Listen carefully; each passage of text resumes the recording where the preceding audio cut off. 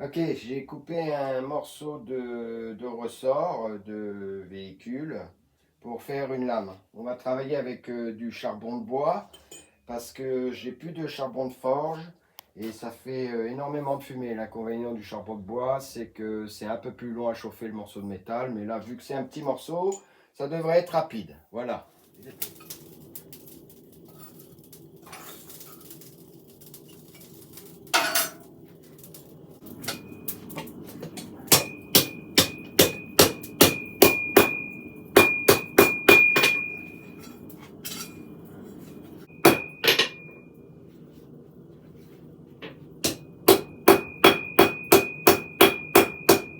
Donc là, je vais monter le fer à haute température pour avoir une chaleur homogène et qu'il soit plus souple à travailler. Du fait qu'à la base, c'est un acier qui est très très dur, mais très très bon pour les tranchants.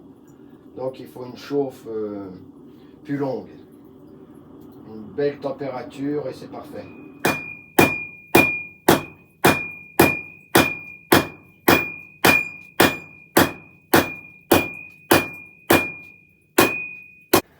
Donc en fait là, tu es en train d'aplatir la lame, c'est ça? Ouais, pour récupérer, pour avoir l'épaisseur de lame voulue. D'accord. Et après, et l'allonger un peu aussi. Et après, je vais m'occuper de on va appeler ça la soie, enfin c'est plutôt la mite, qui va faire, comme on part sur une base d'un couteau papillon. Donc il faudra que j'élargisse un peu plus un côté, de manière à pouvoir après intégrer un manche pour qu'on puisse faire Ouais, manipuler. manipuler le papillon. Ouais. D'accord. Là, je vais encore élargir la lame, parce que c'est trop épais.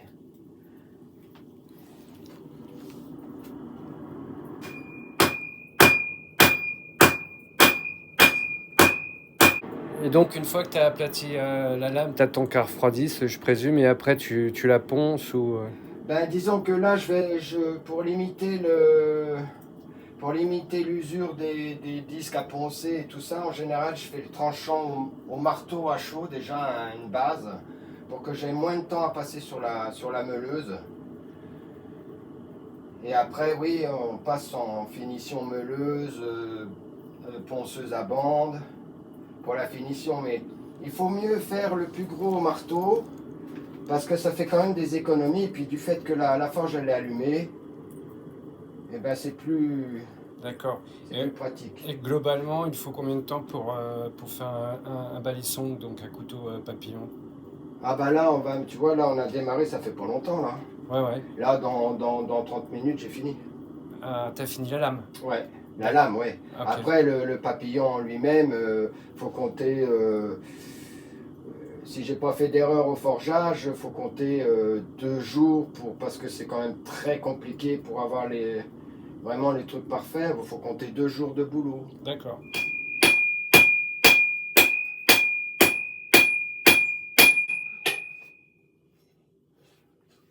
On essaie de rester le plus droit possible parce que sinon après c'est la merde.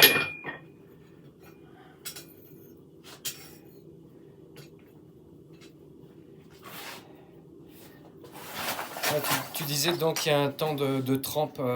Donc une fois que la lame elle sera forgée le plus proche de la finition, je ferai une trempe pour solidifier et resserrer le grain du métal pour que ça fasse une lame très très solide. D'accord. Et une fois refroidi entièrement, je ferai un revenu au four qui durera 1h30 à 200 degrés pour encore resserrer les grains le plus fin possible de manière que ça nous fasse une très bonne lame avec un tranchant parfait qui résistera à taper sur une enclume ou un caillou. La lame n'aura pas d'accroc. D'accord.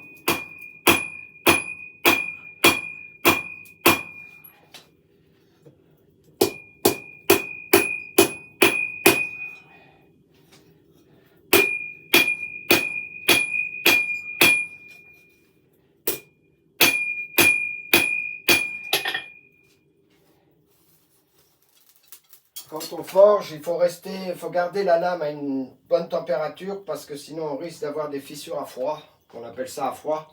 C'est-à-dire que la lame, On tape dessus, mais elle a refroidi malheureusement un peu trop. Et après, on va découvrir des fissures à froid. Et la lame sera foutue malheureusement. Si c'est des toutes petites fissures, ça peut se récupérer à la ponceuse. Mais en général, vaut mieux pas en faire parce que on va passer des heures à faire une belle lame et puis trouver des fissures au ponçage. En général, c'est une lame qui va exploser au premier choc violent. D'accord.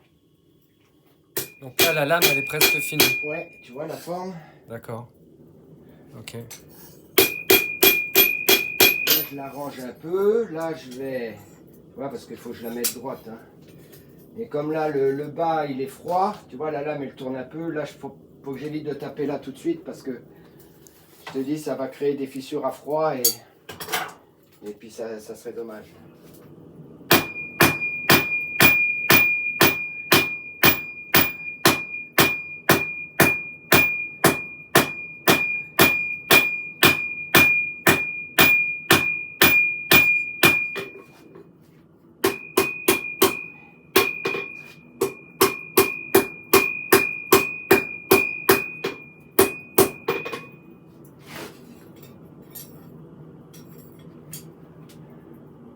Tu vois, la pointe, elle remonte un peu.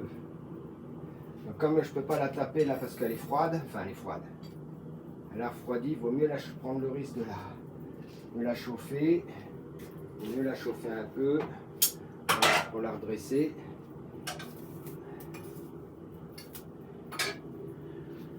Mais bon, la naissance d'un bout de métal qu'on a pris à la base arrondi, tout tordu, voilà. Pour ça que ma forge ici, je l'appelle la forge phénix. Parce que tu renais tes cendres. Donc la lame aussi.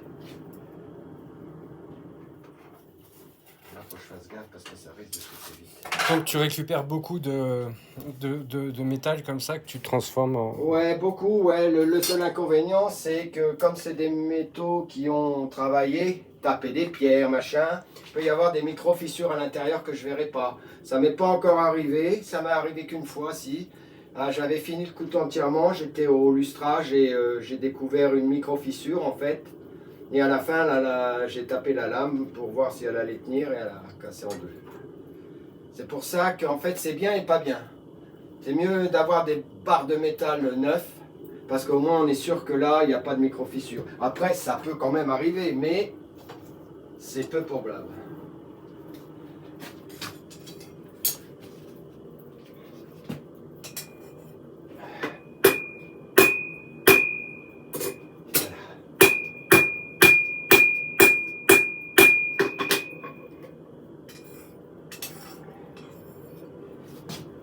Voilà, relève.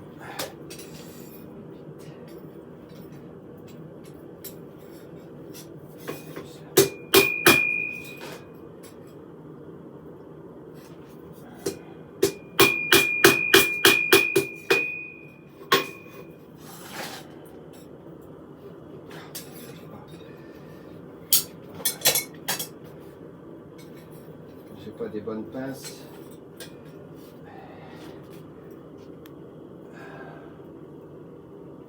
On va aplatir un peu plus là. J'ai fini le ponçage et les moutures que j'ai fait ce matin. Et c'est tranchant déjà, que je vais finir à la pierre. Mais voilà, D'accord. C'est une belle dague. avec une belle pointe qui pique Ok. et qui bouge pas. D'accord. Parce que c'est du bon acier.